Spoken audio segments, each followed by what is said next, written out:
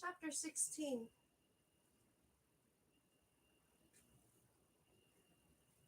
Mary sat alone in the living room at the vicarage and watched the smoldering turf fire. She had slept long and was now rested and refreshed, but the peace for which she craved had not yet come to her.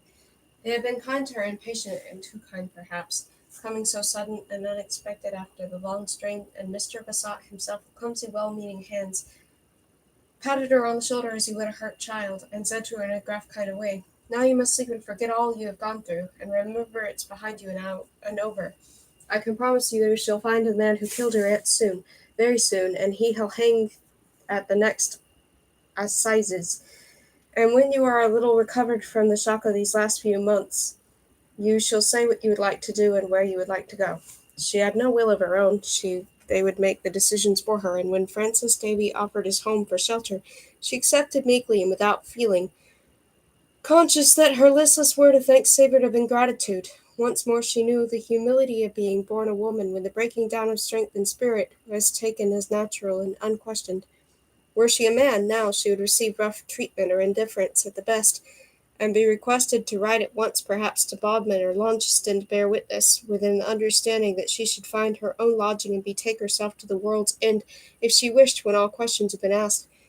And she would depart when they had finished with her, and go on a ship somewhere, working her passage before the mast, or tramp the road with one silver penny in her pocket and her heart and soul at liberty. Here she was, with tears ready to the surface and aching head, being hurried from the scene of action with smooth words and gestures, a nuisance and a factor of delay, like every woman and every child after a tragedy.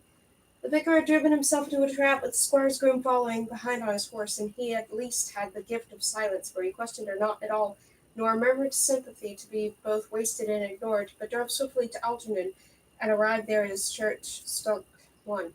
He roused his innkeeper from the cottage near by, the same woman that Mary had spoken to in the afternoon, bade her to come with him to the vicarage, and prepare a room for his guest, which she did at once without shuddering or exclaiming in wonder. Bringing the aired linen from her own home to lay on the bed, she kindled a fire in the grate and warmed through wooden nightdress before it, while Mary shed her clothes.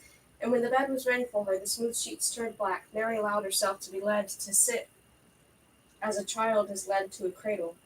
She would have closed her eyes at once, but for an arm suddenly around her shoulders, and a voice in her ear, "Drink this," persuasive and cool, and Francis Davy himself stood beside the bed with a glass in his hand, his strange eyes looking into hers, pale and expressionless. "You'll sleep now," he said, and she knew from the bitter taste that he had put some powder in the hot drink which he had brewed for her, and they had done this in understanding her restless, tortured mind. The last she remembered was his hand upon her forehead, and those still white eyes that told her to forget, and then she slept, as he had bidden her. It was nearly 4 in the afternoon before she woke, and the 14 hours of sleep had done the work that he intended, turning the edge of sorrow and blunting to her pain. The sharp grief for Aunt Patience had softened the bitterness too. Reason told her that she could not put the blame upon herself. She had done only what her conscience had commanded her to do. Justice had come first. Her dull wit had not foreseen the tragedy. There lay the fault. There remained regret, and regret could not bring Aunt Patience back again. These were her thoughts on rising, but when she was dressed and had gone below to the living room to find the fire burning and the curtains drawn, the vicar abroad upon some business, the old nagging sense of insecurity returned to her, and it seemed to her that responsibility for the disaster lay on her shoulders alone. Jim's face was ever present with her as she had seen it last, drawn and haggard in the false grey light, and there had been a purpose in his eyes then, in the very set of his mouth, that she had wilfully ignored. He had been the unknown factor from the beginning to the end, from that very first morning when he had come to the bar to make it, and deliberately she had shut her eyes to the truth. She was a woman, and no reason in heaven or earth she loved him. He had kissed her, and she was bound to him forever. She felt herself fallen and degraded, weakened of mind and body, who had been strong before, and her pride had gone with her independence. On word to the vicar that he returned, and a message to the squire, and Aunt Patience would be avenged. Jim would die with a rope around his neck, and his father had done, as he would return to Helford, seeking the threads of her old life, and lay twisted even now and buried in the soil. She got up from the chair beside the fire and began to walk the length of the room with some idea that she wrestled now with her ultimate problem, But even as she did so, she knew that her very action was a lie, a poor trick to appease her conscience, and that the word would never be given. Jim was safe from her, and he would ride away with a song on his lips and laugh at her expense, forgetful of her, and of his brother, and of God, while she dragged through the years, sullen and bitter, and the stain of silence marking her, coming in the end to ridicule, as a soured spinster had been kissed once in her life and could not forget it. Cynicism and sentimentality were two extremes to be avoided, and as Mary prowled about the room, her mind as restless as her body, she felt as though Francis Davy himself were watching her, his cold eyes probing her soul. The room held something of him after all, now that he was not here, and she could imagine him standing in the corner by the easel, his brush in hand, staring out the window at things that were dead and gone. There were canvases with their faces to the wall close to the easel, and Mary turned them to the light and curiosity. Here was an interior of a church, his church, she supposed, painted in the twilight of midsummer, it would seem, with the nave in shadow. There was a strange green afterglow upon the arches, stretching to the roof, and this light was something sudden and unexpected that lingered in her memory after she had laid the picture aside, so that she returned to it and considered it once more. It might be that this green afterglow was a faithful reproduction, and peculiar to his church at Altrincham, but for all that it cast a hard and uncanny light upon the picture, and Mary knew that a home, she would not care for it to hang upon her walls. She could not have put her feeling of discomfort into words, but it was as though some spirit, having no knowledge of the church itself, had groped its way into the interior and breathed an alien atmosphere upon the shadowed nave. As she turned the paintings one by one, she saw that they were all tainted in the same manner and to the same degree.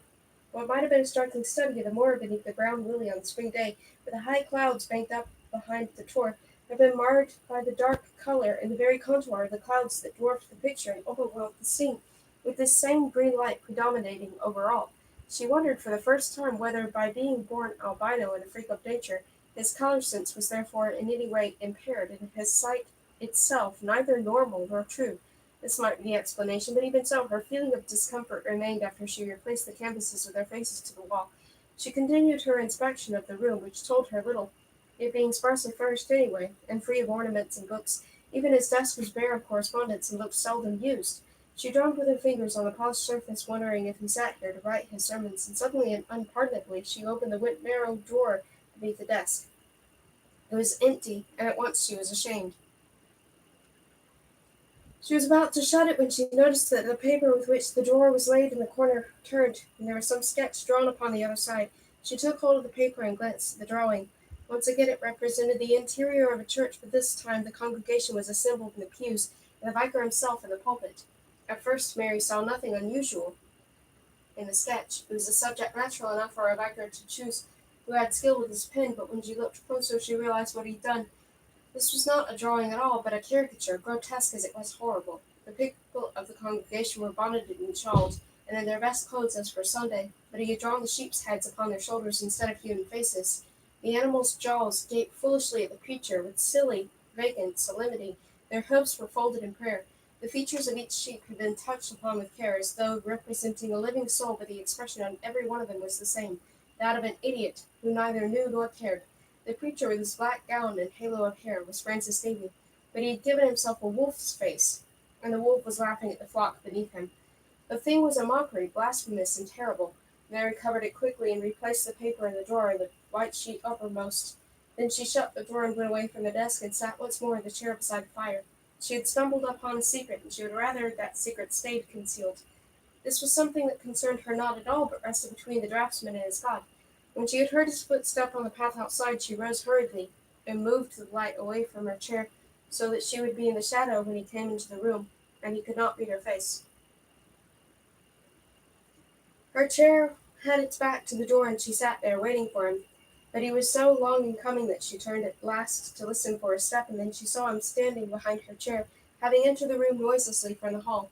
She started in surprise, and he came forward and then into the light, making apology for his appearance. "Forgive me," he said. "You did not expect me so soon, and I blundered into your dreams." She shook her head and stammered at excuse, and then he asked at once after her health and how she had slept, stripping himself of his great coat as he spoke, and standing before the fire in his black clerical dress. "Have you eaten today?" he said, and when she told him she had not, He took out his watch and noted the time a few minutes before 6 before he compared with the clock upon his desk. "You have supped before me, then, Mary Ellen, and you shall sup with me again," he said. "But this time, if you do not mind, and if you are rested enough, you shall lay the table and fetch the tray from the kitchen. Hannah will have it prepared, and we will not trouble her again. For my part, I have writing to do, that is, if you have no objection." She assured him that she was rested and would like nothing better than to make herself useful, and nodded his head, and then said, "At 6:15," turning his back on her, and she gathered that she was dismissed. She made her way to the kitchen, put something out of the countenance of his abrupt arrival, and she was glad that he had given her an added half an hour to herself, as she had been ill prepared for the conversation when he found her. Perhaps such would be a brief affair, and once over, he would turn his desk again and leave her to her thoughts. She wished that she had not opened the drawer. The memory of the caricature had lingered with her unpleasantly. She felt as much a child who acquires knowledge forbidden by its parents, and then hangs his head guilty and ashamed, fearful for his tongue to betray him. She would have more comfortable could she have taken a meal alone in the kitchen and treated him as a handmaid rather than a guest. As it was, her position was not defined for courtesy, and his commands were curiously mingled. She made play with him getting supper home with familiar kitchen smells, and awaited reluctantly the summons of the clock. The church itself chimed 3 quarters and gave her no excuse, for she carried away to the living room, hoping nothing inner feeling upon her face. He was standing with her back to the fire, pulled readiness before it, although did not look at him, felt scrutiny upon her, and her movements were clumsy. She was aware, too, that he had made some alteration to the room, and out of trail of her eye she had taken down the easel of canvases no longer stacked against the wall. The desk, for the first time, was in disorder, with papers and correspondence piled upon it, and there had been burning letters, too, for the yellow-blackened scraps lay among the ashes under the turf. They sat down together at the table, and he helped her to the cold pie. "It is curiosity done in Mary Ellen that she did not ask me what I have done by day," he said at length, mocking her gently, bringing flush of guilt to her face at once. "It is no business of mine where then," she answered. "You are wrong, Mary," he said. "It is your business. I have meddled in your affairs the livelong day. You asked for my help, did you not?" Mary was ashamed and hardly knew what to reply. "I have not thanked you yet for coming so promptly to Jamaica Inn," she said. "For not my bed last night and sleep today, you think me ungrateful. I never said that. I wondered only at your patience. I had not struck 2 when you bade you sleep this morning, and it is now 7 in the morning, long hours, and things do not stand still by themselves. Did you not sleep then after you left me? I slept until 8, and then I breakfasted and was away again. My gray horse was lame, and I could not use him, so progress was slow with the cob. He jogged like a snail to Jamaica Inn, and from Jamaica into North Hill. You've been to North Hill? Mr. Bassett entertained me to luncheon. There were 8 or 10 of us present, I dare say, and each one of us shouting his opinion to the deaf ear of his neighbor. It was a lengthy meal, and I was glad when we came to the end of it. However, we were all of one accord that the murderer of your uncle will not remain at liberty for long. Does Mr. Bassett suspect anyone?" Mary's tone was guarded, and she kept her eyes on her plate. The food tasted like sawdust in her mouth. "Mr. Bassett ready to suspect himself. He has questioned every inhabitant within a radius of 10 miles, and the number of strange persons who were abroad last night is legion. It will take a week or more to have the truth from every one of them, but no matter. Mr. Bassett is not deterred. What have they done with my aunt? They were taken both of them to North Hill this morning, and are to be buried there. All that has been arranged, and you need not concern yourself. As for the rest, well, we shall see. And the peddler? They have not let him go? No, he is safe under lock and key, screaming curses to the air. I do not care for the peddler. Neither, I think, do you." Mary laid aside the fork she had lifted to her lips and put down the meat again, untasted. "How do you mean?" she said, on the defensive. "I repeat, you do not care for the peddler. I can well understand it, for a more unpleasant and disagreeable fellow I have never clapped eyes upon. I gather from Richard's groom to Mr. Bassett that you suspected the peddler of murder, and said as much to Mr. Bassett himself. Hence my conclusion that you do not care for him. It is a pity for all of us that the bar-groom proves him innocent. He would have made an excellent scapegoat, and saved a deal of trouble." The vicar continued to make an excellent supper, but Mary was only playing with her food. When he offered her a second helping, she refused. "What has the peddler done to incur your displeasure to such an extent?" he inquired, harping upon the subject with persistence. "He attacked me once." "I thought as much. He is true to a particular type. You resisted him, of course. I believe I hurt him. He did not touch me again.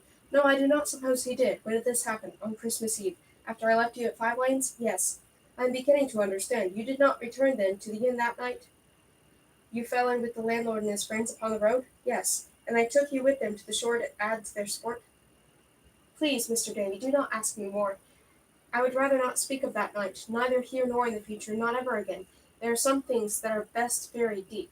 You shall not speak of it, Mary Ellen. I blame myself for not having allowed you to continue their journey alone. Looking at you now with your clear-eyed and skin, The way you carry your head, and above all, the set of your chin. You bear little trace of what you endured. The word of a parish priest may not go for much, but you have shown remarkable fortitude. I admire you." She looked up at him and then away again, and fell to crumbling a piece of bread in her hand. "When I consider the peddler," he continued after a while, helping himself generously to stewed damsons, "I feel it very remiss of the murderer not to have looked into the barred room. It may have been that he was pressed for time, but a minute or two could hardly have affected the issue, and he would most certainly have made the whole affair more thorough." "In what way, Mr. Davy?" "Why, by putting paid to the peddler's account." "You mean he might have killed him too?" "Precisely. The peddler is no ornament to the world while he lives, and dead he would at least have made food for worms. That is my opinion. What is more, had the murderer known that the peddler had attacked you, he would have had a motive strong enough to kill twice over." Mary cut herself a slice of cake she did not want, forced it between her lips. By making a pretence of eating, she gave herself countenance. The hand shook, though, that held the knife, and she made a poor job of her slice. "I don't see," she said, "what I have to do with the matter." "You have too modest an opinion of yourself," he replied. They continued to eat in silence, Mary with lowered head and eyes firm fixed upon her plate. Instinct told her that he played her as an angler-fish plays upon his line. At last she could wait no longer, but blurt him a question. "So, Mr. Besant and the rest of you have made a little headway after all. The murderer is still at large?" "Oh, but we have not moved so slowly as that. Some progress has been made. The peddler, for instance, his hopeless attempt as fur and sewn skins, turned the king's evidence to the best of his ability, has not helped us much. We have had from him bald account of the work done on the coast of Christmas Eve, which, he says, took no part, and also patching together the long months that have gone before. We heard of the wagons came to Jamaica Inn by night, among other things, and we have given the names of his companions, those he knew, that is to say. The organization appears to have been far larger than was hitherto supposed." Mary said nothing. She shook her head when he offered her the damsons. "In fact," continued the vicar, "he went so far as to suggest that the landlord of Jamaica Inn was their leader in name only, and that your uncle had his orders from one above him. That of course puts a new complexion on the matter." The gentleman became excited and a little disturbed. "What have you to say of the peddler's theory? It is possible, of course. I believe you once made the same suggestion of me." "I may have done, I forget. If this is so, it would seem that the unknown leader and the murderer must be one and the same person. Don't you agree?" "Well, yes, I suppose so. That should narrow the field considerably. We may disregard the general rabble of the company and look for someone with a brain and personality. Did you ever see such a person at Jamaica Inn?" "No, never. He must have gone to and fro in stealth, possibly in silence, in the night, when you and your aunt were abed and asleep. He would not have come by the high road, because you would have heard the clatter of his horse's hoofs.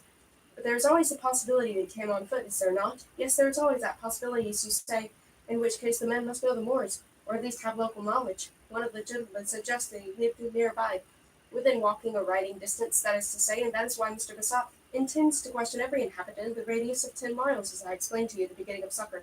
So you see the net will close around the murderer, and if he tarries long he will be caught. We are convinced of that. Have you finished already? You've eaten very little. I am not hungry. I am sorry for that. Hannah will think her cold pie not appreciated. Did I tell you I saw an acquaintance of yours today?" "No, you did not. I have no friends but yourself." "Thank you, Mary Ellen. That is a pretty compliment, and I shall treasure it accordingly. But you are not being strictly truthful, you know. You have an acquaintance. You told me so yourself." "I don't know who you mean, Mr. Davy. Come now. Did not the landlord's brother take you to Launceston Fair?" Mary gripped her hands under the table, and dug her nails into her flesh. "The landlord's brother," she repeated, playing for time. "I have not seen him since then. I believed him to be away." "No, he has been in the district since Christmas. He told me so himself. As a matter of fact, it had come to his ears that I had given you shelter, and he came upon to me with a message for you. 'Tell her how sorry I am.' That is what he said. I presume he referred to your aunt." "Was that all he said?" "I believe he would have said more, but Mr. Besant interrupted us." "Mr. Besant! Mr. Besant was there when he spoke to you? Why, of course. There were several of the gentlemen in the room. It was just before I came away from North Hill this evening, when the discussion was closed for the day. Why was Jim Merlin present in the discussion? He had a right, I suppose, as a brother of the deceased. He did not appear as much moved by the loss, but perhaps they did not agree." Did did Mr. Besant and the gentleman question him?" "There was a considerable amount of talk among them the whole day. Young Merlin appears to possess intelligence. His answers were most astute. He must have a far better brain than his brother ever had. You told me he lived somewhat precariously, I remember. He stole horses, I believe?" Mary nodded. Her fingers traced a pattern on the tablecloth. "He seems to have done when there was nothing better to do," said the vicar. "But when a chance came to him, intelligence took it. He small blame to him, I suppose. No doubt he was well The gentle voice wore away at her nerves, pinpricking them with every word, and she knew now he had defeated her, and there was no longer pretense of indifference. She lifted her face to him, his eyes heavy with the agony of restraint, and she spread out her hands in supplication. "What will they do to him, Mr. Davy?" she said. "What will they do to him?" The pale, expressionless eyes stared back at her, and for the first time she saw a shadow pass across them, and a flicker of surprise. "Do?" he said, obviously puzzled. "What will they do? Anything. I suppose he has made his peace with Mr. Posset and has nothing more to fear. They will hardly throw old sins in his face after the service he's done them." "I don't understand you. What service has he done?" "Your mind worked slowly tonight, Mary Ellen, and I appear to talk in riddles. Did you not know that it was Jim Merlin who informed us against his brother?"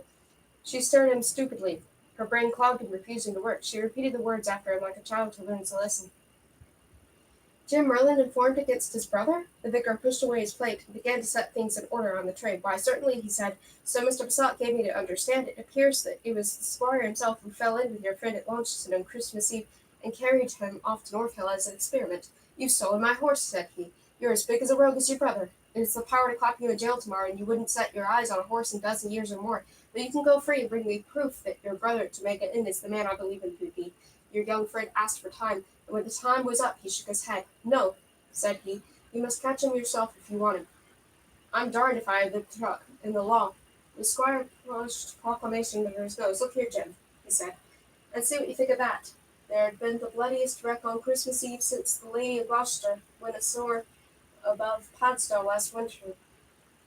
Now you'll change your mind?' And to the rest of the story the squire said little in my hearing. People were coming and going all the time, you must remember, but I gather your friend slipped his chain and forgot it in the night, and came back again yesterday morning when they thought to have seen the last of him, and went straight to the squire's and came at the church and said, 'As cool as you please. Very well, Mr. Posset, you shall have your proof.' And that is why I remarked to you just then that Jim Merlin had better brain than his brother." The vicar cleared his table and stretched in the corner, stretched his legs before the fire and eased in the narrow, high-backed chair.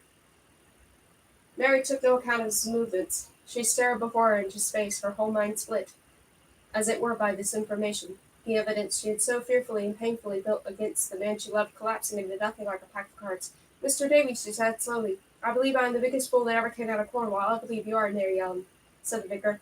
His dry tone, so cutting out the gentle voice she knew was a rebuke in itself, and she accepted it with humility. "Whatever happens," she continued, "I can face the future now bravely and without shame. I am glad of that," he said. She shook her hair from her face and smiled for the first time since she had known her. The anxiety in the dead had gone out with her less. "What else did Jim Merlin say and do?" she asked. The vicar glanced at his watch and replaced it with a sigh. "I wish I had nearly 8 already. The hours go by too fast for both of us. Enough about Jim Merlin for the present. Tell me one thing. Was it in North Hill you left?" "He was. In fact, it was his last remark that hurried me home." "What did he say to you?" "He did not address himself to me. He announced his intention of riding over tonight to visit the blacksmith at Warlegan." "Mr. Davy, you are playing with me now." "I most certainly am not. Warlegan is a long trek from North Hill, but I dare say he can find his way in the dark. What is it to you if he visits the blacksmith? He will show the nail he picked up in the heather down in the field below Jamaica, and the nail comes from a horse's shoe. The job was carelessly done, of course. The nail was a new one, and Jim Merlin, being a stealer of horses, knows the work of every blacksmith on the moors. Look here," he said to the squire, "I found it this morning, the field behind the inn. You have your discussions and want me no more. I'll ride to Warlegan, with your leave, and throw this in Tom Jory's face as bad workmanship." "Well, and what then?" said Mary. "Yesterday was Sunday, was it not? And on Sunday no blacksmith plies his trade unless he has great respect for his customer. Only one traveller passed John Jory's smithy yesterday, and bagged a new nail for his lame horse, and the time was, I suppose, somewhere near 7 o'clock in the evening, after which the traveller continued his journey by way of Jamaica Inn." "How do you know this?" said Mary. "Because the traveller was the vicar of Altamont," he said.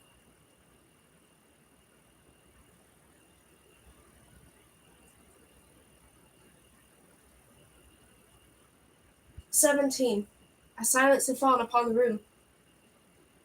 Although the fire burned steady as ever, there was a chill in the air that had not been there before. Each waited for the other to speak, and Mary heard Francis Davy swallow at once. What she expected. The stale, steadfast eyes staring across her at the table, cold no longer, burning in the white mask of his face like living things at last. She knew now what she would have her now. But still she said nothing. She clung to ignorance as a source of protection, playing for time as the only ally in her favor. His eyes compelled her to speak, and she continued to warm her hands at the fire, forcing a smile. "You are pleased to be mysterious tonight, Mr. Davy." He did not answer at once. She heard him swallow again, and he leaned forward in his chair, with an abrupt change of subject. You lost your confidence in me today before I came, he said. You went to my desk and found the drawing. You were disturbed. No, I did not see you. I am no keyhole watcher. But I saw that the paper had been moved. You said to yourself, as you have said before, what manner of this man is the vicar of Altoon? And when you heard my footsteps on the path, you crouched in your chair there before the fire rather than look upon my face. Don't shrink from me, Yellen. There is no longer any need for pretense between us, and we can be frank with one another, you and I. Mary turned to him, and then went in again. There was a message in his eye that feared to read. I'm very sorry I went to your desk, she said. Such an action was unforgivable, and I don't know how yet to come into it. And the drawing ignorant of such things cannot say. Never mind if it good or bad. The point is it frightened you. Yes, Mr. Davy, it did. You said to yourself again, this man is a freak of nature, and his world is not my world. You're right there, Marion. I live in the past where men are not so humble as they were today. Oh, not your heroes of history and doublet and hose and narrow-pointed shoes. They were never my friends long ago, the beginning of the time, the rivers and sea where the old gods walked the hills. He rose from his chair and stood before the fire, a lean black figure with white hair and eyes, and his voice was gentle now as she had known it first.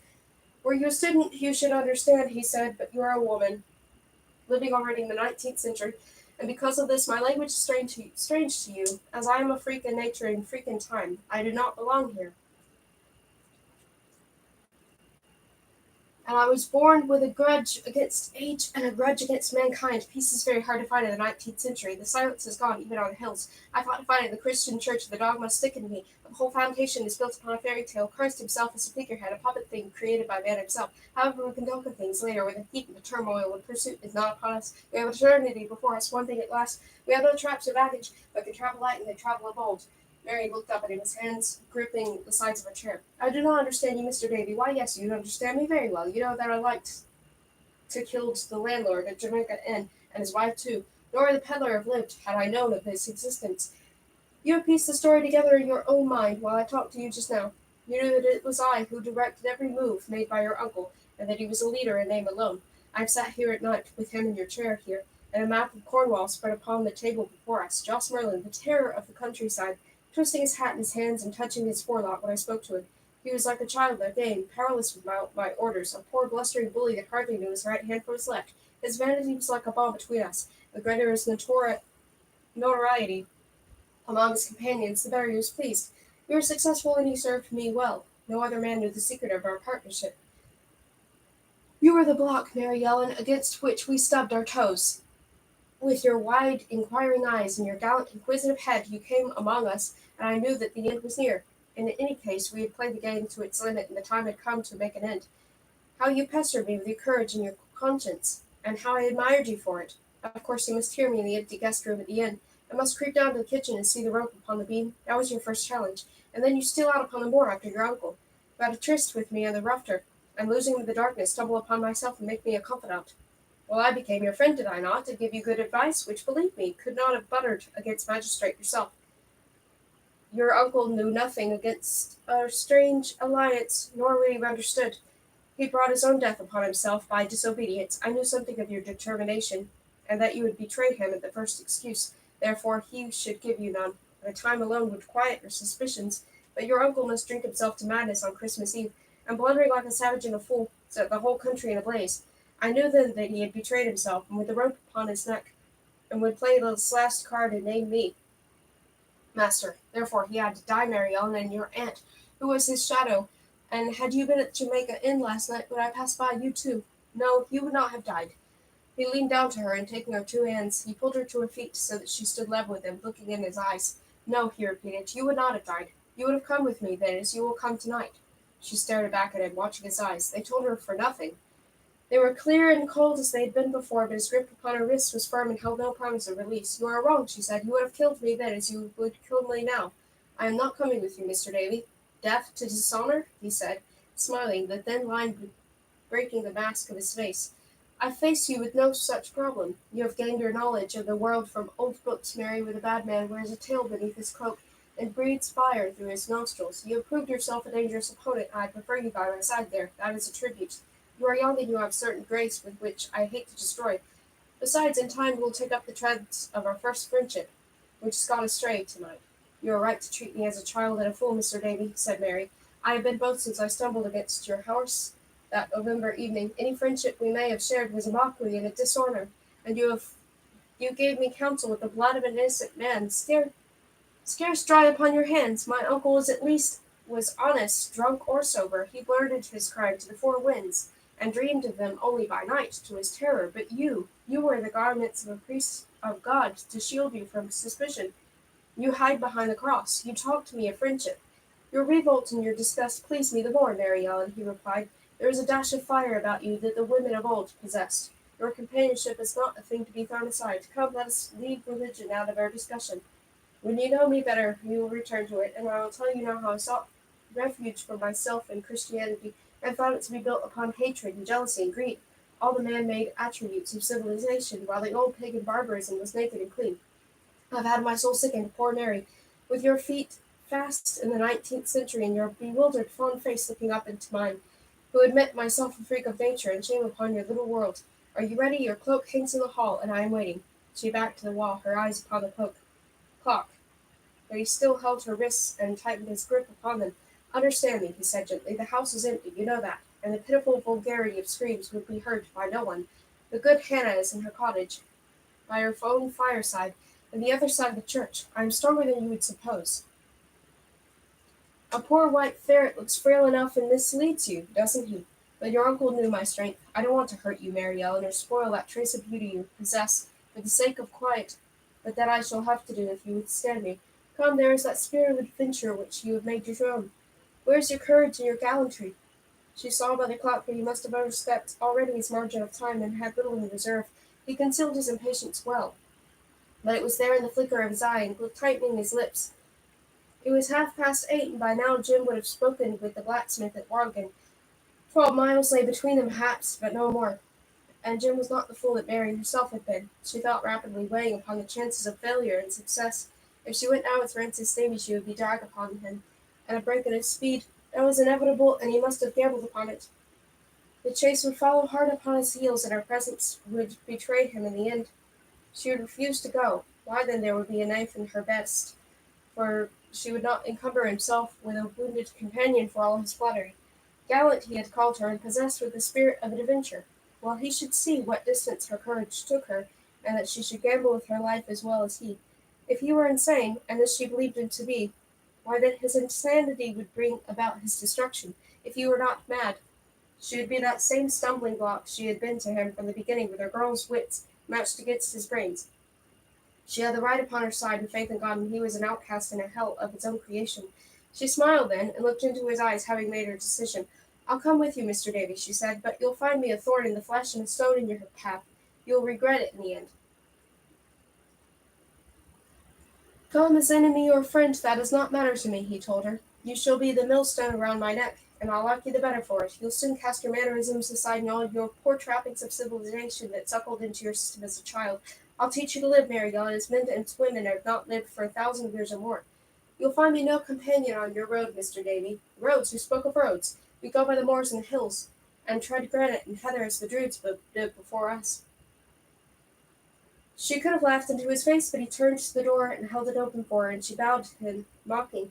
As she passed into the passage, she was filled with a wild spirit of adventure, and she had no fear for him, and no fear of the night. Nothing mattered now, because the man she loved was free and had no stain of blood upon him. She could love him without shame, and cry it aloud had she the mind. She knew what he had done for her, and that he would come to her again. In fancy she heard him ride upon the road in the pursuit, and heard his challenge and his triumphant cry. She followed Francis Davy to the stable, where the horses were saddled, and this was a sight for which she was ill prepared. Did you not mean to take the trap? She said. Are you not great enough encumbrance already without further baggage? You replied, No, Mary, we must travel light and free. You can ride. Every woman born in a farm can ride, and I shall hold your rein. Speed I cannot promise you, alas, for the cob has been worked today, will begrudge us more. As for the grey, he is lame, and you will make poor mileage for us, all restless. The departure is half your fault. Did you but know it? When you cast your nail in the heather, you betrayed your master. You must carry a woman on your back as penance. The night was dark, and the raw dampness in the air and a chill wind. The sky was overcast with a low flying cloud, and the moon was blotted out.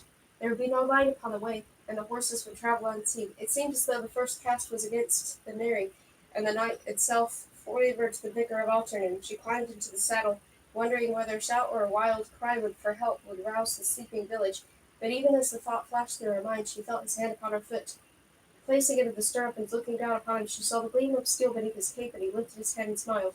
"There's a full trace, Mary," he said. "They go to bed early in afternoon. By the time they were stirring, rubbing their eyes, I should be away on the moor yonder, and you would be lying face with a long wet grass for a pillow, and your youth and beauty spoilt. Come now, if your hands and feet are cold, the ride will warm them, and restless will carry you well." She said nothing, but took the reins in her hands. She had gone too far now in her game of chance, and must play it to finish. He mounted the bay cob with Gray attached to him by a leading rein, and they set out upon their fantastic journey like two pilgrims. As they passed in the silent church, shadowed and closed, and left it behind them, the vicar flourished his black shovel hat and bared his head. "You should have heard me preach," he said softly. "They sat there in stalls like sheep, even as I drew them, with their mouths agape and their souls asleep. The church was a roof upon their heads, the full walls of stone, because it had been blessed at the beginning by human minds as it was holy. They do not know that beneath the foundation stone lies of their pagan ancestors, the old granite altars where sacrifices long had. I have stood at the church tonight." Mary listened to the silence. It is a murmur of the air and a whisper of unrest that bred deep in the soil and had no knowledge of the church, and now turned it. His words had found echo in her mind and carried her away back to the dark passage of Jamaica Inn. She remembered how she had stood there with her uncle dead upon the ground, and there was a sense of horror and the fear about the walls that was born of an old cause. His death was nothing only a repetition of what had been before long ago in time, where the hill where Jamaica stood today was bare for the heather and stone. She remembered how she had shivered, as though touched by a cold, inhuman hand.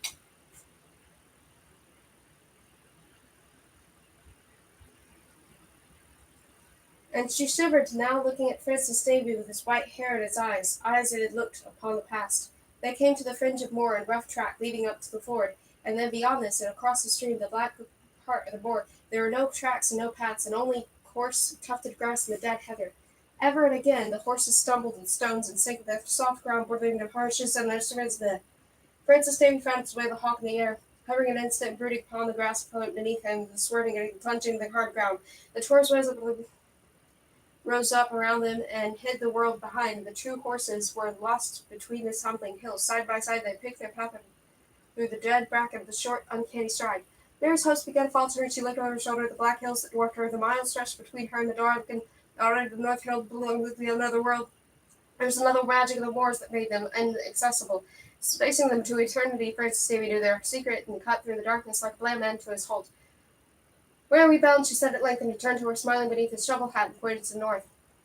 "This time there will come the officers of the law will walk the coasts of Cornwall," he said. "I told you that on our last journey when you rode with me to Launceston. But tonight and tomorrow we shall meet no interference. Only the gulls and the wild birds haunt the cliffs from Baldcastle to Hartland. I'm glad to get them befriended with one savage, perhaps more ruthless than I intended, but my friend nevertheless. You heard of ships, Mary Ellen, I believe the lake. You would not speak to them, but the ship would be the carry us to Cornwall. So we are to leave England and work with them. What else would you suggest? Today the vicar of Altanu must cast himself adrift from Holy Church to become fugitive again. We shall see Spain, Mary, and Africa.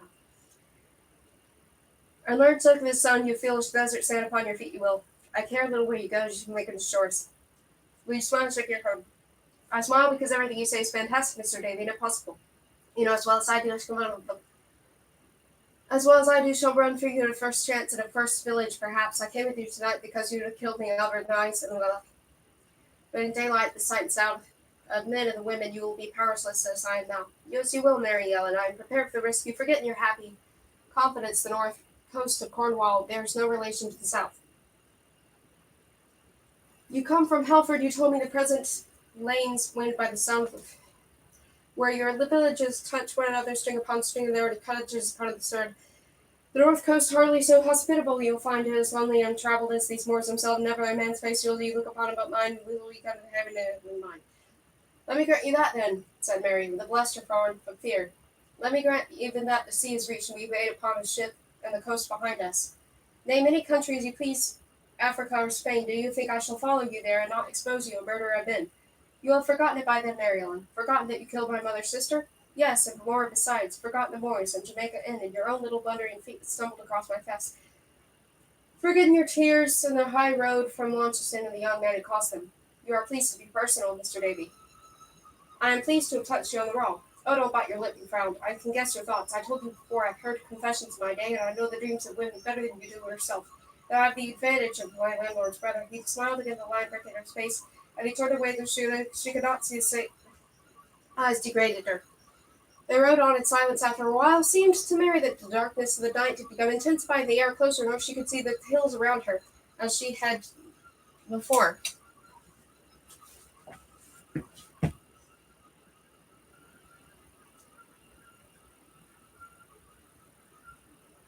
The horses picked their way delicately, and now and then stopped in their tracks and snorted, as though in fear, uncertain of their steps. The ground was soggy now and treacherous, and though Mary could no longer see their land on either side, she knew by the feel of the soft yielding grass that they were encompassed by marshes.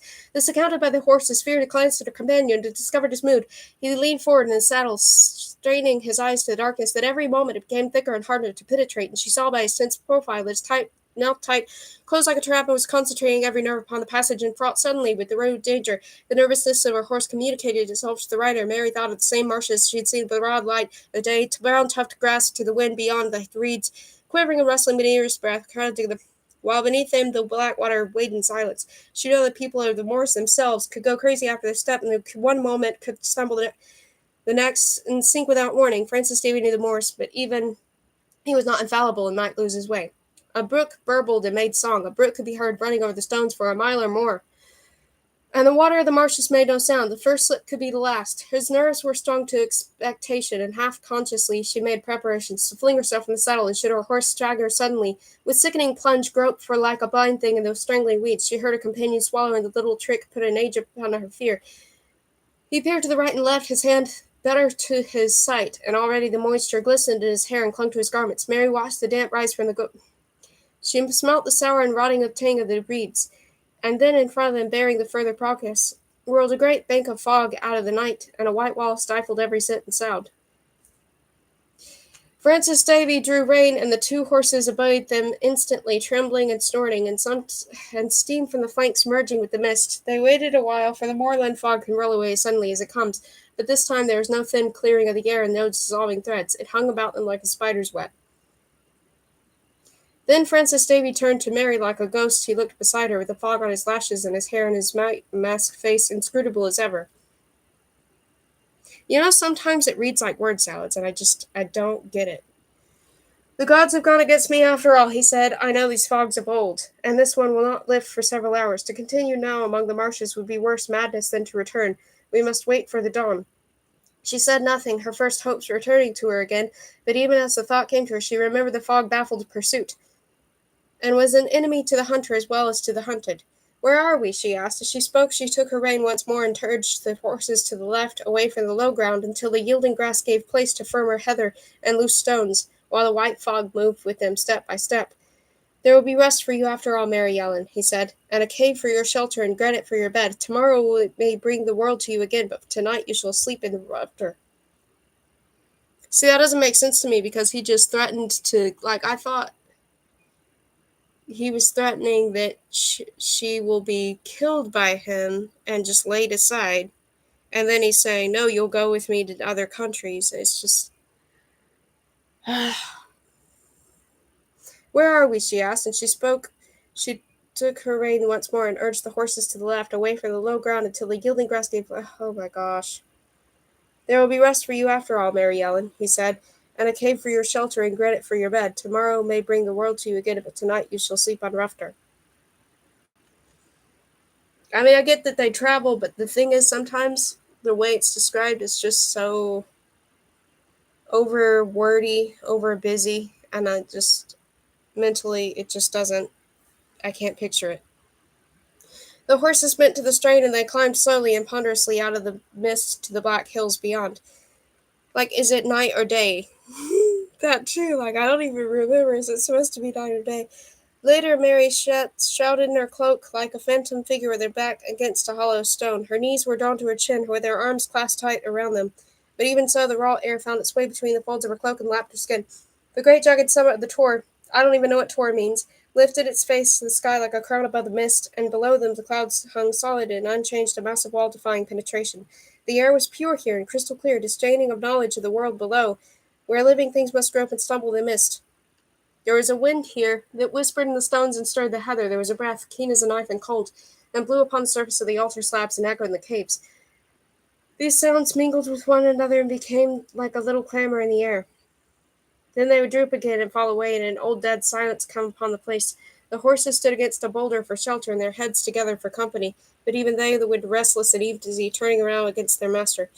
They sat apart a few yards distant from his companion, and sometimes she felt his eyes upon her in consideration, weighing the chances of success. She was ever watchful, ever ready for attack, and when he moved suddenly or turned upon his slab of stone, her hands unclasped themselves from her knees, and she waited, her fists clenched. He had bade her sleep, but sleep would never come to her night. Should it creep to her insidiously, she would fight against it, beat it away with her hands, and strive to overcome it, even as she must overcome her enemy.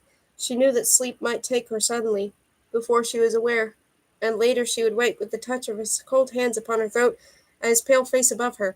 She would see the short white hair frame his face like a halo, and still expressionless eyes glow with the light that she had known before. Again, does he intend to kill her or does he not intend to kill her? It's just the indecisiveness of that makes it really difficult sometimes to figure out. Ugh. This was his kingdom here, alone in the silence, with the great twisted peaks of granite to shield him, the white mist below to shroud him. Once she heard him clear as thought and thought to speak. She thought how far removed they were from any sphere of life, two beings flung together in eternity, and that this was a nightmare with no day to follow it, so that soon she must lose herself and merge into his shadow. He said nothing, and out of the silence came the whisper of the wind again. It rose and fell, making a moan upon the stones. This was a new wind, with a sob and a cry behind it, a wind that came from nowhere, bound from no shore. It rose from the stones themselves, and from the earth and beneath the stones. It sang in hollow caves and in the crevices of rock, and at first a sigh and then a lamentation. It played upon the air like a chorus from the dead. Mary drew her cloak around her and pulled the hood about her ears to muffle the sound, but even as she did so the wind increased, tugging at her hair, and a little ripple of draught ran screaming to the cave behind her. There was no source to the disturbance, for below the heavy fog clung to the ground, obstinate as ever, and never a breath of air to roll away the clouds.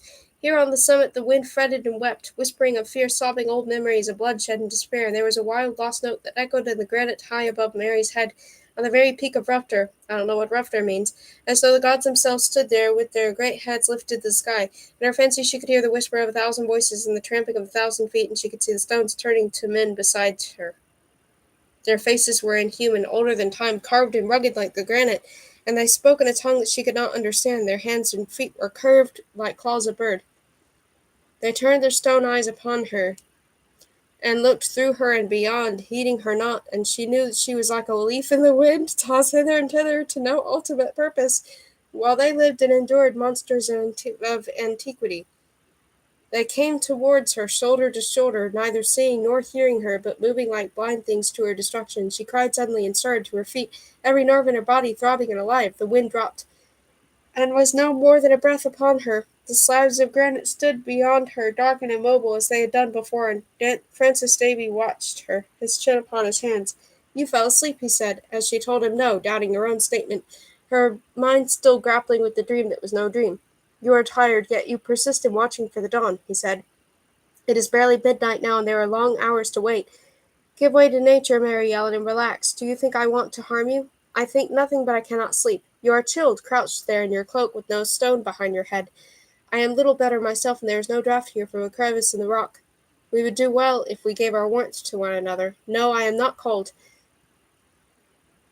I make the suggestion because I understand something of the night," he said. "The coldest hour comes before the dawn. You are unwise to sit alone. Come and lean against me back to back and sleep then, if you will. I have neither the mind nor the desire to touch you." She shook her head in reply and pressed her hands together beneath her cloak. She could not could not see his face where he sat in shadow with his profile turned to her, but she knew that he was smiling in the darkness and mocked her for her fear. She was cold as he had said, and her body craved for warmth, but she would not go to him for protection. Her hands were numb now, and her feet had lost all feeling, and it was as though the granite had become part of her and held her close.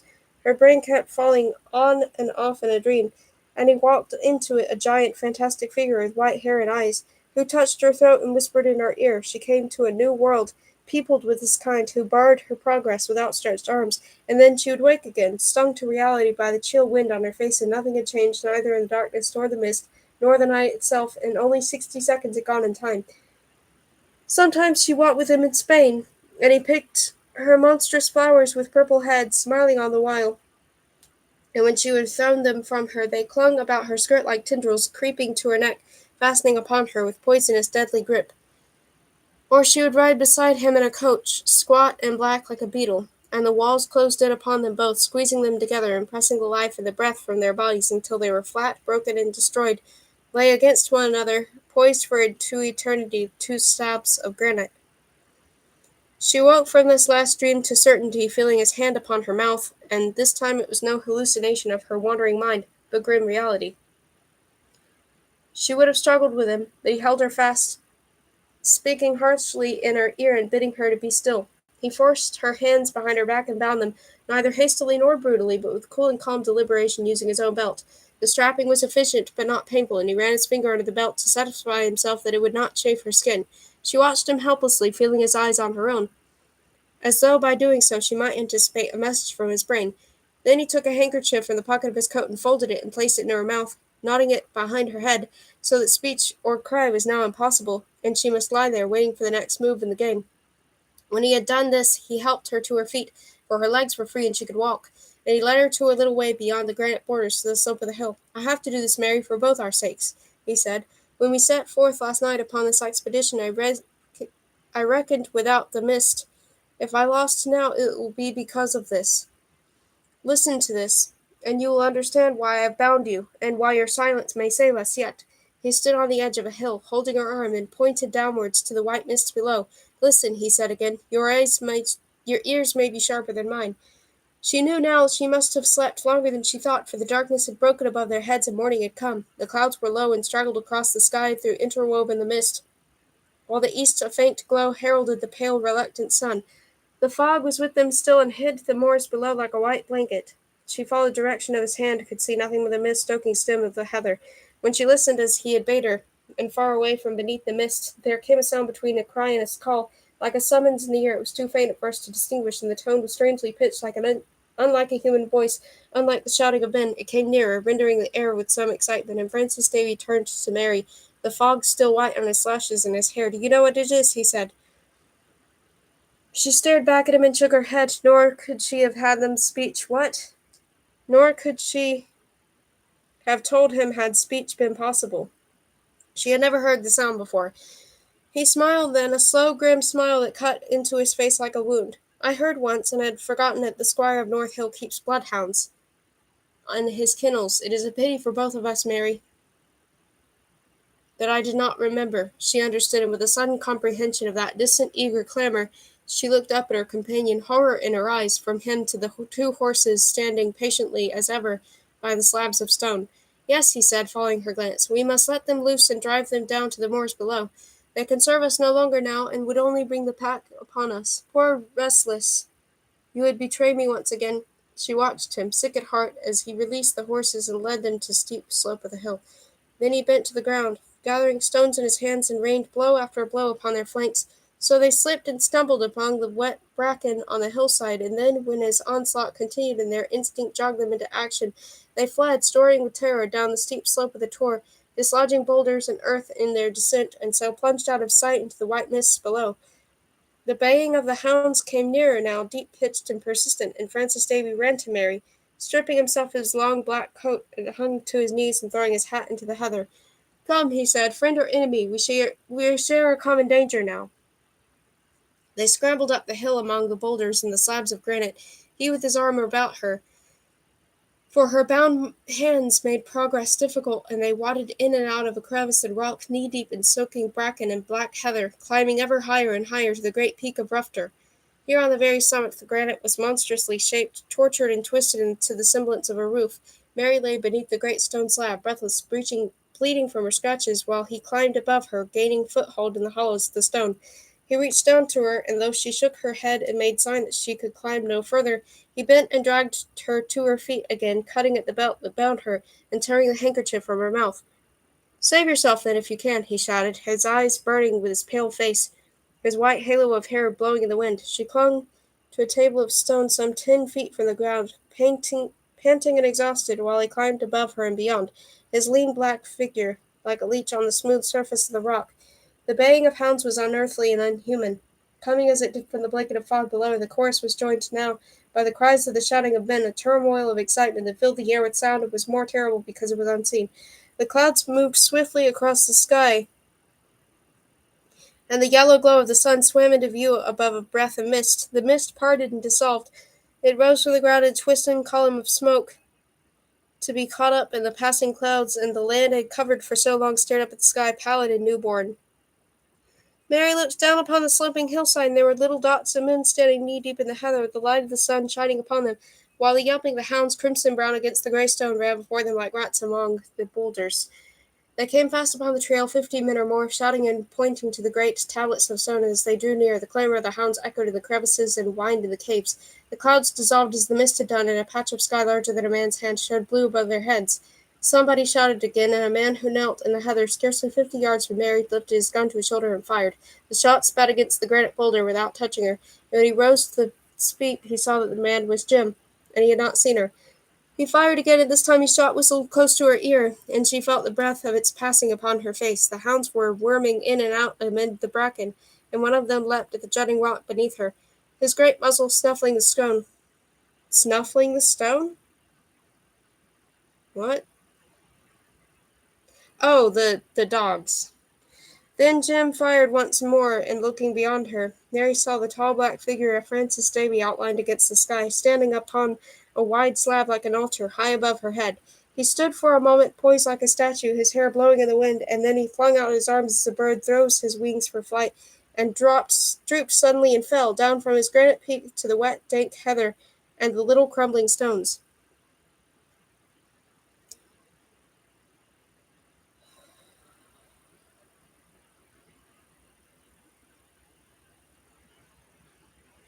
Okay, now I can finally... No, I can't.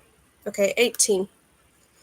It was a hard, bright day in early January. The ruts and holes in the high road, which were generally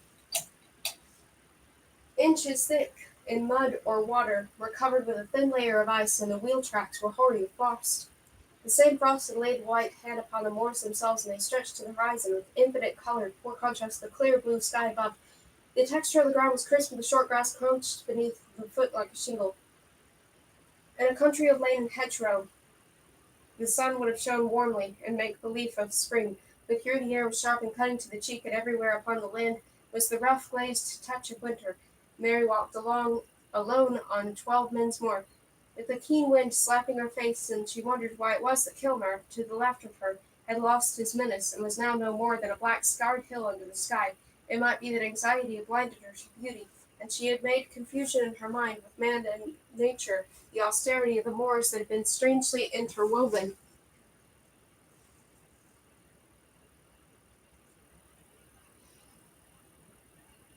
with the fear and hatred of her uncle in Jamaica, and the moors were black, bleak still, and the hills were unfriendly, their old malevolence had vanished, and she could walk upon them with indifference. She was at liberty now to go where she would, and her thoughts turned to Halford and the green valleys of the south.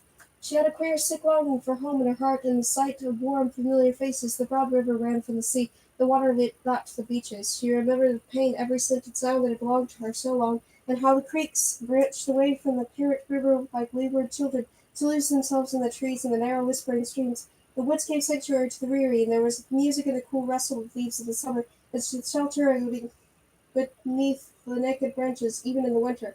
She was hungry for the birds and their flight among the trees. She learned from homely murmurs of a farm, the cluck of hens, the clarion screech of a cock, and the flustered grasp of geese. She wanted to smell again the rich, warm dung in the sheds, and feel the warm breath of cows upon her hands, heavy footsteps treading the yard, and the clank of pails beside the well. She wanted to lean against the gate and look upon the village lane, give a good night to the passing friend, and see the blue smoke curl from the chimneys. There would be voices she would know, and high, rough and gentle in her ear, and a laugh somewhere from a kitchen window. She would concern herself with the business of her farm, rise early and draw water from the well, move among her little flock with confidence and ease, bend her back to labor and count the strain, a joy and antidote to pain. All seasons would be welcome with the harvest and it would bring, and there would be peace and contentment in her mind. She belonged to the soil and returned to it again, rooted to the earth as her forefathers had been.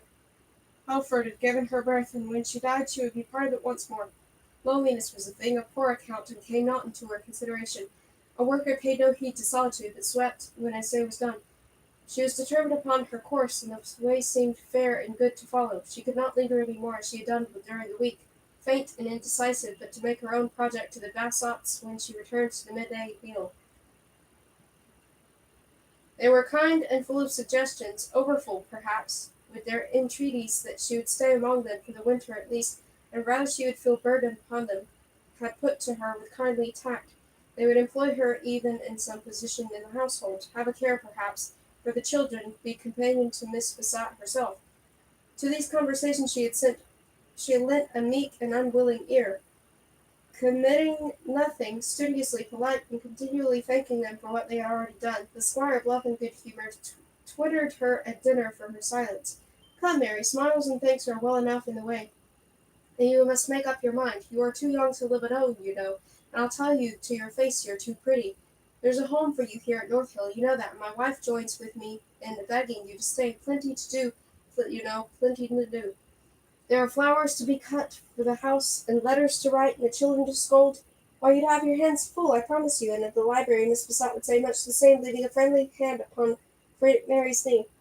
We love to have you in the house. Do you not continue here indefinitely? The children adore you, and Henry told me yesterday you should have his pony, but if you'd say the word. That is high tribute from him, I can assure you. We would give you a pleasant carefree time, but no worries of cares. You would be a companion to me when Mr. Bassett is away. Do you still fret after your home at Helford? Then Mary smiled and thanked her once again, and she could not put into words how much the memory of Helford meant to her. They guessed that the strain of the past months still had its hand upon her, and in their kindness strove to make amends, but the Bassots kept open house at North Hill, and the neighbours called for many miles around, with naturally enough one topic of conversation on their lips. 50 and 100 times must Squire Bassot tell his tale, and the names of Algernon and Jamaica became loathsome to Mary's ear, who would be rid of them forever. Here was another reason for departure. She had become too much of an object of curiosity and discussion, but Bassots, with little shallow pride, would point her as a heroine to their friends. She strove in gratitude. Oops.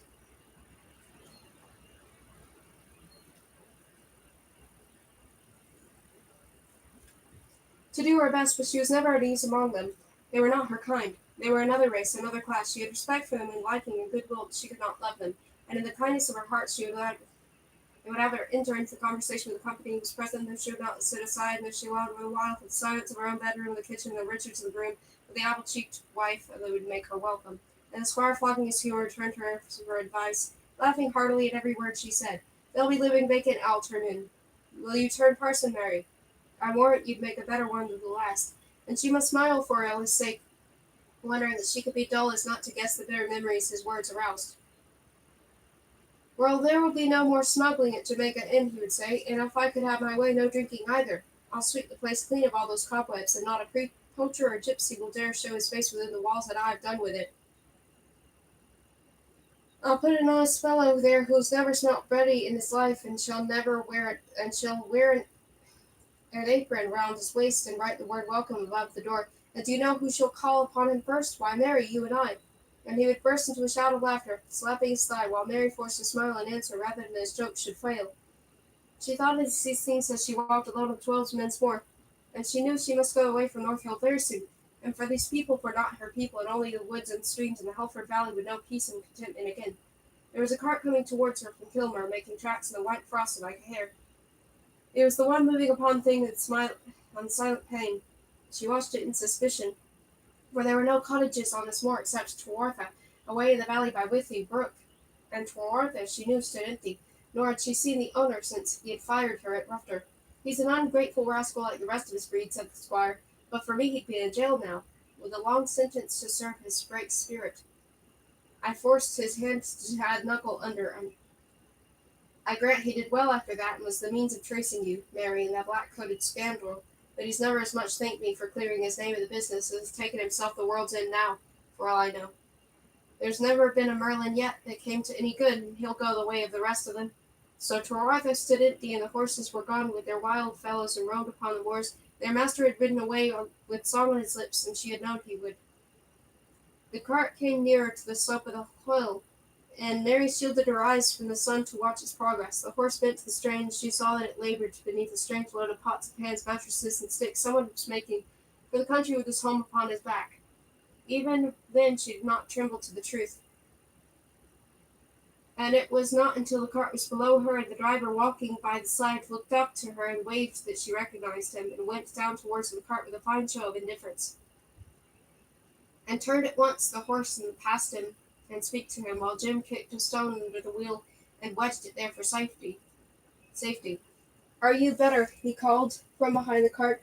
"I heard you were sick and had taken to your bed." "You must have heard wrong," said Mary. "I've been about the house here at North Hill, and walking the grounds. There had never been much the matter with me except a hatred for my neighborhood. There was a rumor you were to settle here, and be companion to Miss Bassett. That's more like the truth, I suppose. Well, you had lead a soft enough life with them, I dare say. No doubt they're kindly people, if you know them." "They've been kinder to me than anyone else in Cornwall since my mother died. That's one thing that matters to me. But I'm not staying in North Hill for all that." "Oh, you're not?" "No, I'm going back home to Helford." "What'll you do there?" "I shall try and start the farm again, or at least work my way to it, for I haven't the money yet. But I've friends there, and friends in Helston too, that will help me at the beginning." "Where will you live?" "There's not a cottage in the village I couldn't call home if I wanted to. We're neighborly in the south, you know." "I've never had neighbors, so I cannot contradict you, but I've had the feeling always it would be like living in a box to live in a village. You poke your nose over the gate into another man's garden, and his potatoes are larger than your own. There's talking upon it and argument if you know what to cook a rabbit for supper, and he'll have the sniff of it in his kitchen. G.D., Mary, there's no life for anyone." She laughed at him, for his nose was wrinkled in disgust, and then she ran her eyes over his laden cart in confusion. "What are you doing with that?" she asked him. "I've got a hatred for my neighborhood the same as you," he said. "I want to get away from the smell of peat and bog and the sight of Kilmer yonder, with his ugly face frowning upon me in the dusk till dawn. Here's my home, Mary, and all I've had left of it here in the cart, and I'll take it with me and set it up wherever my fancy takes me. I've been a rover since a boy. Never any ties, never roots, nor fancies for a length of time, and I dare say I'll die a rover too. It's the only life in the world for me. There's no peace, Jim, when wandering, and no quiet. Heaven knows that existence itself is a long enough journey without adding to the burden. There'll come a time when you'll want your own plot of ground and 4 walls in your roof and somewhere to lay your poor tired bones. The whole country belongs to me, Mary, if it comes to that, with the sky and a roof and the earth for a bed. You don't understand. You're a woman, and your home is your kingdom, and all the familiar things of day to day. I've never lived like that, and never shall. I'll sleep on the hills one night and the city in the next. I'd like to seek my fortune here and there and everywhere, with strangers for company and passers-by for friends. Today I meet a man upon the road that journey with them for an hour for a year, and tomorrow is gone again. We speak a different language, you and I." Mary went on with the pattering of a horse, and a good flush of warm damp beneath her hand. Jim watched her, a ghost of a smile upon his lips. "Which way will you go?" she said. "Somewhere east of tomorrow doesn't matter to me," he said. "I'll never come west again, not until I'm old and gray and have forgotten a lot of things. I thought of striking north after Gunnislake and making for the Midlands. They're rich up there, and ahead of everyone. There will be fortune there for a man who goes to find it. Perhaps I'll have money in my pockets one day and buy a horse for pleasure instead of stealing them." "It's an ugly black country in the Midlands," said Mary. "I don't bother about the color of the soil," he answered. "Moorland peat is black, isn't it? And so is the rain when it falls into your pigsties down at Helford. What's the difference?" "You just talk for argument, Jim. There's no sense in what you say." "How can I be sensible when you lean against my horse, with your wild daft hair and tangled his mane, and I know that in 5 minutes' time you shall be over the hill yonder without you, my face turned toward the Tamar, and you walking back to North Hill to drink tea with Squire Bassett?"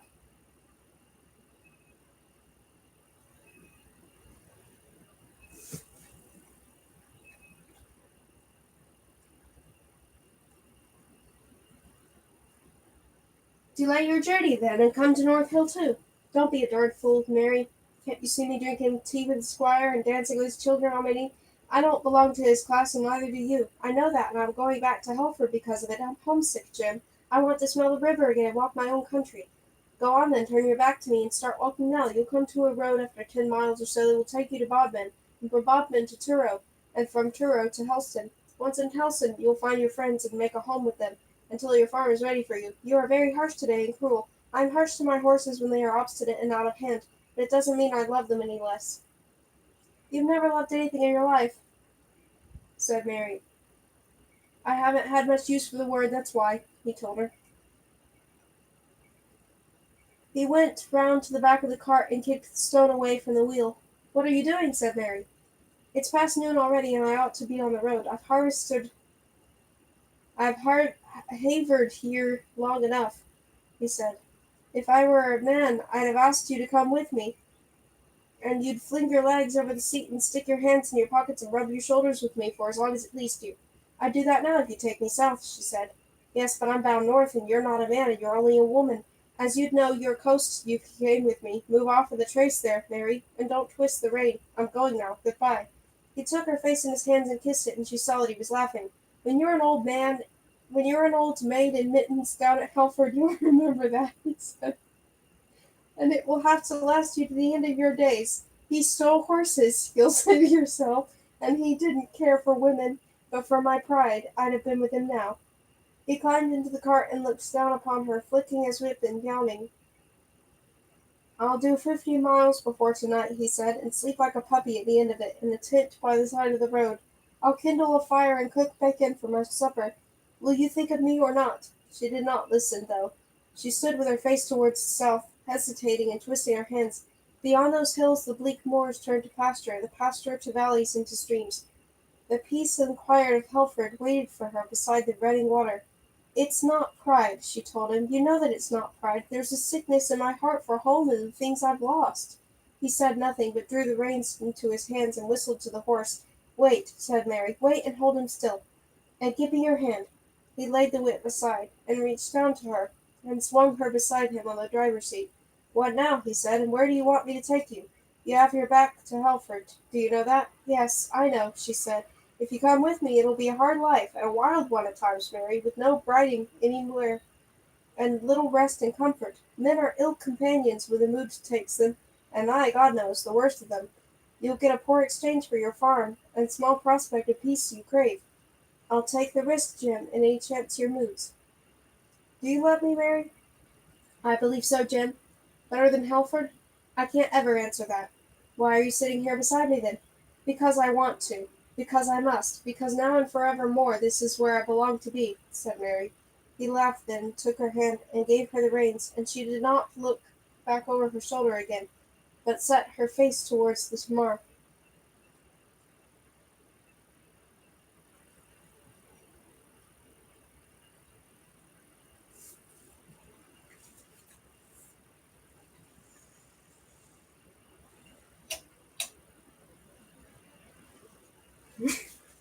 That's the end of it. Okay. Um, my issues with it. This is my second time reading it. I've also seen the movie before. I just, or an adaptation of it before. It was pretty good. I just have an issue with some of the sentences being so busy. They're so full of so many different concepts that my mind, it's like sometimes I just can't keep up with it, especially if I'm trying to go at a certain pace. It's like then I fly over it and I'm like, I can't understand that. And I mean, I like reading fast, but I just mean it's not a book that you can absorb fast like you'd want to if you like reading fast. It's like there are some things that it's like it almost forces you to have to reread whole sentences. Sometimes it's like a whole paragraph will make no sense because it's like detailed in a way that's got multiple things going on at the same time. And a little bit of the action towards the end with that whole mountain stuff, or like I can't picture it. I don't know, are they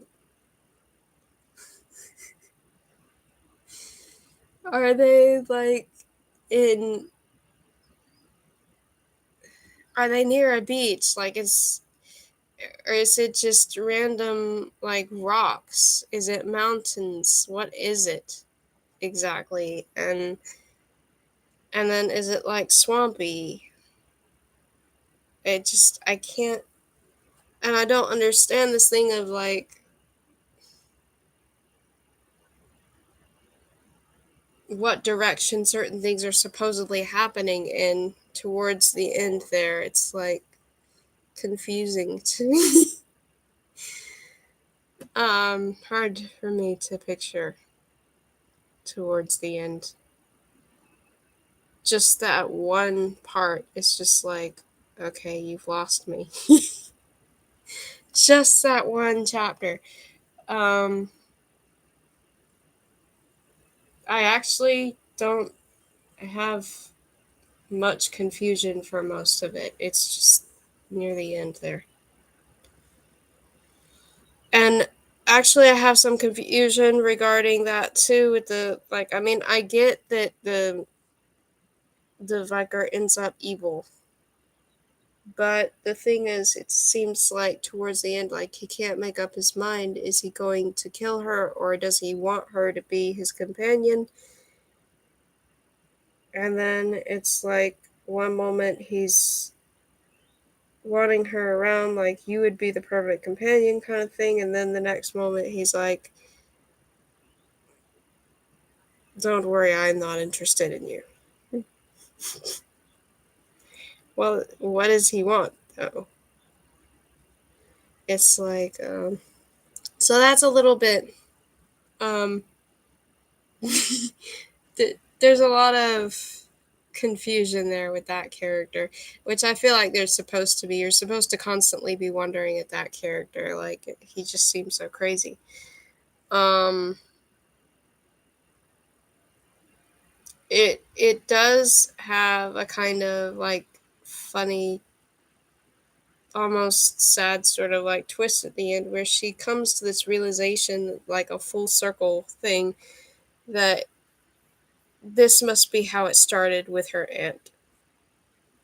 Like she's swept off her feet, fell in love.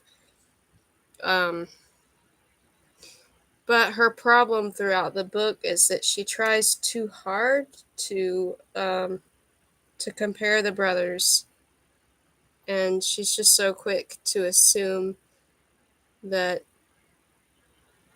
they're exactly alike just based upon their shared experiences.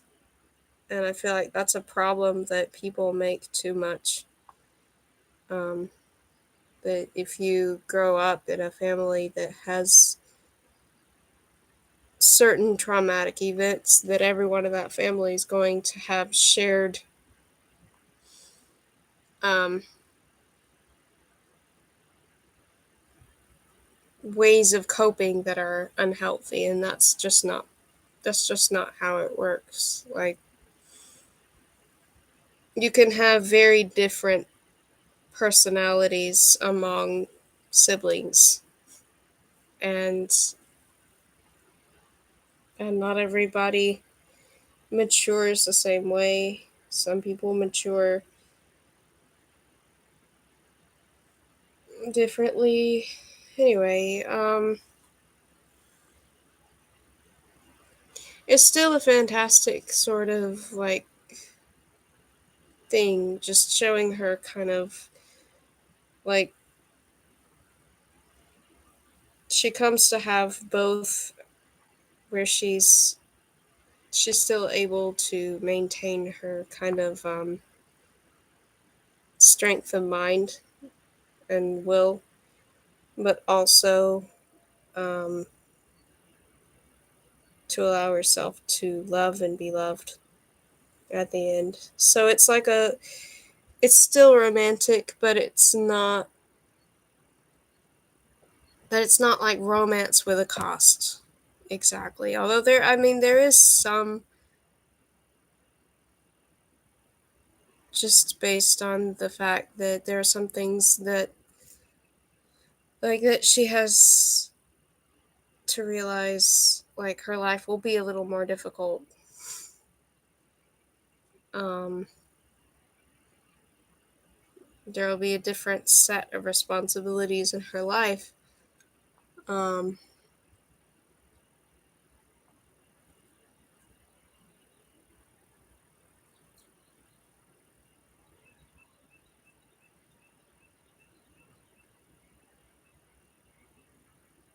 but what's important is that she's very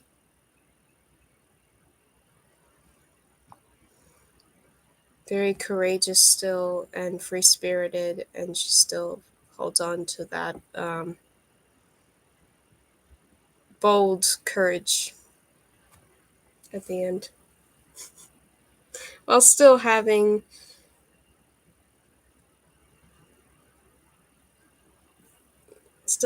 some optimism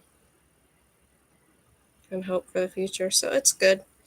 It is a good book, but it also just kind of has that warning to it that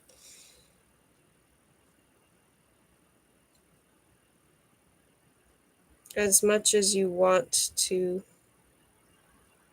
help some people, sometimes you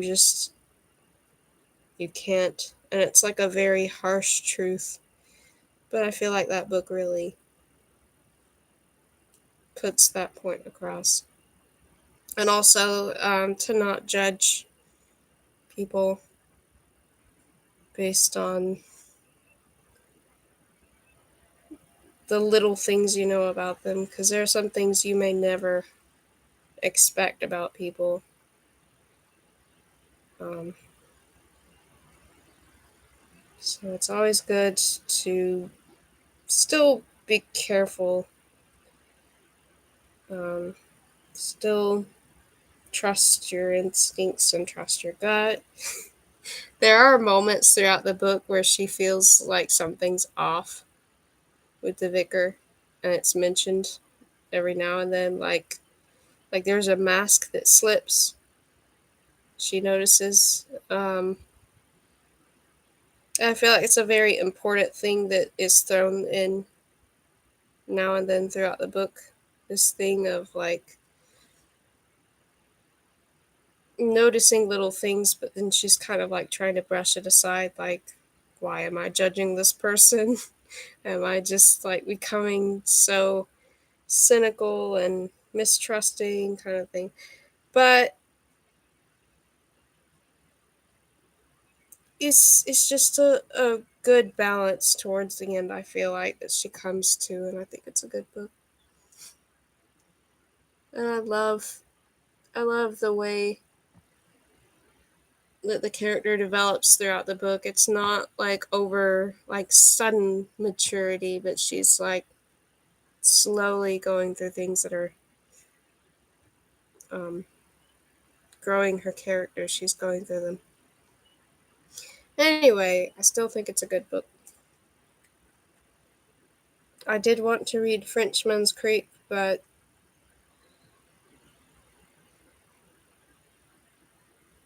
the sentences. And this is nothing against the writing style, because I do like the writing style, but sometimes the sentences are just so full of multiple concepts, and it can be hard sometimes to read them aloud. But I mean, that's okay. It's still a good book. Anyway, thank you for listening. Good night. Not sure when I'm going to read more. I might read Frenchman's Creek next.